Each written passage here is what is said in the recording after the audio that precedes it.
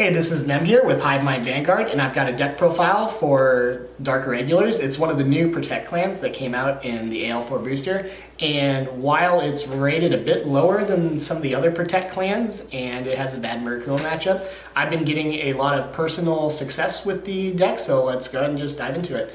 So, you play your starter, Vermilion Gatekeeper, because you have to. The ratio I went for is 6 crit and 6 draw. This enables you to get into your combo pieces a bit faster because the way that you ride your threes in this deck is very specific to your win conditions. So you need to be able to run the trigger lineup that enables that, and then 4 heals because we're not bad here. So onto our grade ones, I play 4 copies of each of the good ones: Prisoner Beast, Vrokelicus, and During the Thruster. This one is a soul charge on place. This one is a when it's soul charged, by an effect, your Vanguard gets plus 10k during your turn, and if it leaves from Guardian Circle to drop, you can soul charge. And Doreen is every time you soul charge, it gets plus 5k. So even if you ride Doreen first, if you guard with Vrokelicus and you soul charge, it becomes 11k during your opponent's turn. So, but Doreen is really good for boosting for your final attacks and stuff, so we'll kind of get into the sort of main combos of that later. And then obviously you're going to want to see this as your first ride and throw this out in your drop zone early as possible. Combo with your grade 2s. The grade 2s, I run 4 Werewolf Seeker, 4 Blood Sacrifice Redman, and 3 Bear Fulgur. So Seeker is the one that you're going to want to see 100% of the time ride first, because when you attack with it Vanguard, you soul charge 2. Redvan, you can choose a card from your drop zone or your damage zone and place in your soul when called as rearguard. And if you grab from your damage zone, you need to take the top card of your deck, place it face down, and if you grabbed Vrokelicus, you get to countercharge. So the nice thing about this is that you can set up later with your plays, with Despoiler, if you want to grab a Doreen or a heal trigger or a protect shield, you can do that by setting it up, or you can grab Vrokelicus and get that counter charge and plus 10k.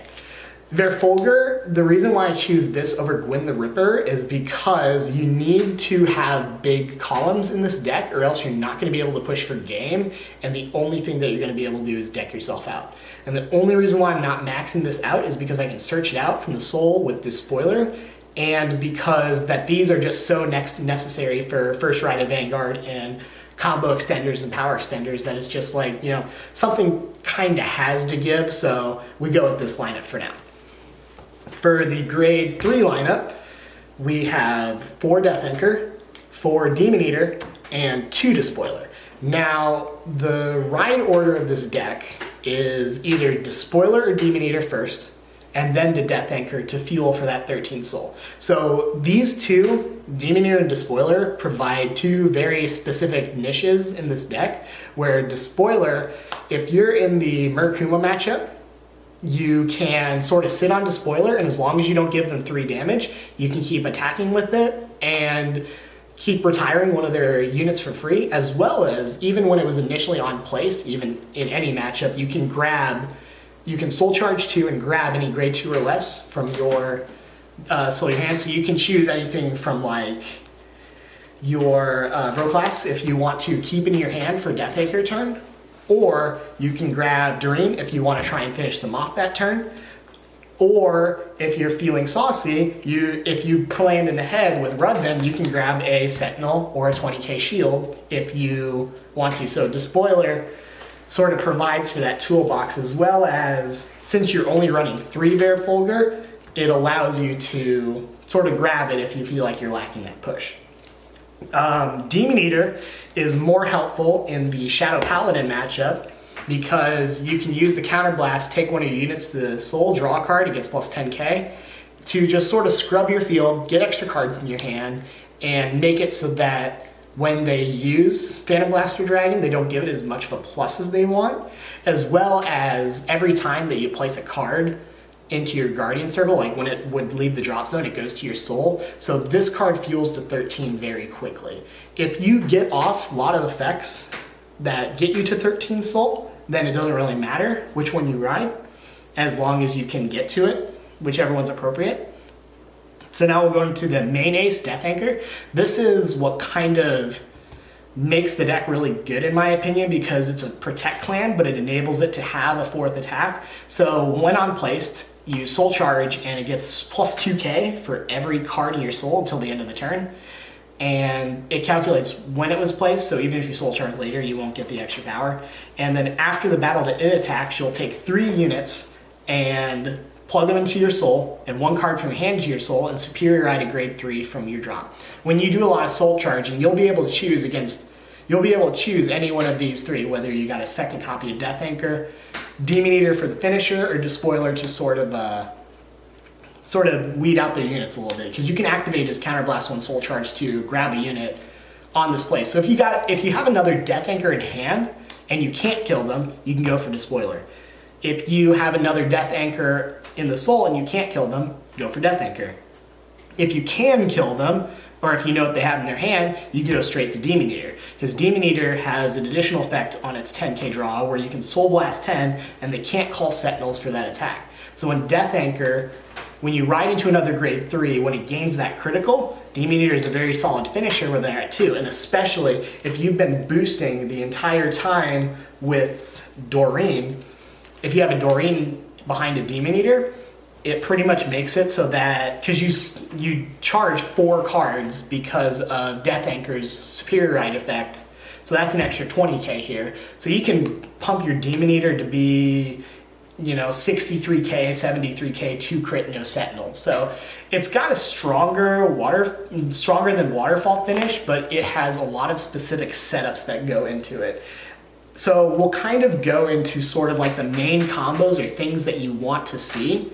What you're really wanting is you're wanting Death Anchor and you're wanting Demon Eater behind it, or during the thruster behind it, and then no matter really what else you have on the field, you want your 5 rear guards to be filled up. So let's say we had a Verfolger, let's say we had a Seeker. So even this isn't really the optimal one, because if you have Vrocalasses on the field, it's like even better, or in your hand it's even better. So what you do is you'll do your 4 attacks off, so that, because what you'll ultimately want to do is you'll want to send 3 on your field for Death Anchor, 1 on the field for the Demon Eater afterward, and you're going to have Doreen the Thruster boosting both times.